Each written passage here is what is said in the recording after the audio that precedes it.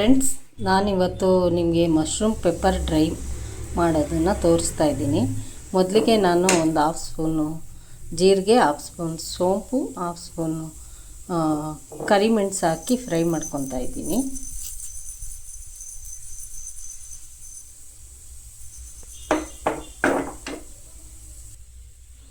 ಈಗ ನಾನು ಸ್ಟವ್ ಮೇಲೆ ಒಂದು ಬಾಣಲೆ ಇಟ್ಟು ಅದಕ್ಕೆ ಎಣ್ಣೆ ಬಿಟ್ಟು ಒಂದು 2 ಸ್ಪೂನ್ ಎಣ್ಣೆ ಬಿಟ್ಟಿದ್ದೀನಿ.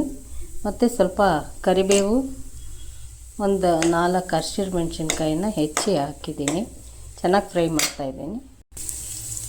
ಈಗ ನಾನು ಇದಕ್ಕೆ 1 ಸ್ಪೂನ್ ಶುಂಠಿ ಬೆಳ್ಳುಳ್ಳಿ ಪೇಸ್ಟ್ ಹಾಕ್ತಾಯಿದ್ದೀನಿ.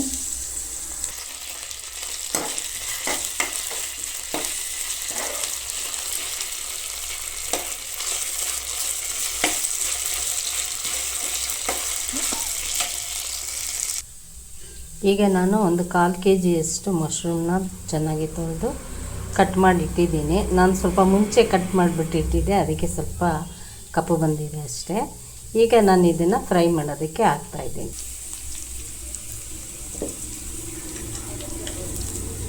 ರುಚಿಗೆ ತಕ್ಕಷ್ಟು ಉಪ್ಪು ಹಾಕ್ತಾಯಿದ್ದೀನಿ.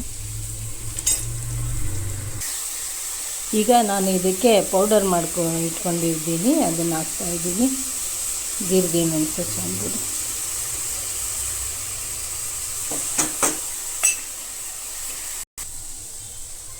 ಒಂದು ಸ್ವಲ್ಪ ಕೊತ್ತಂಬರಿ ಸೊಪ್ಪು ಹಾಕ್ತಾಯಿದ್ದೀನಿ.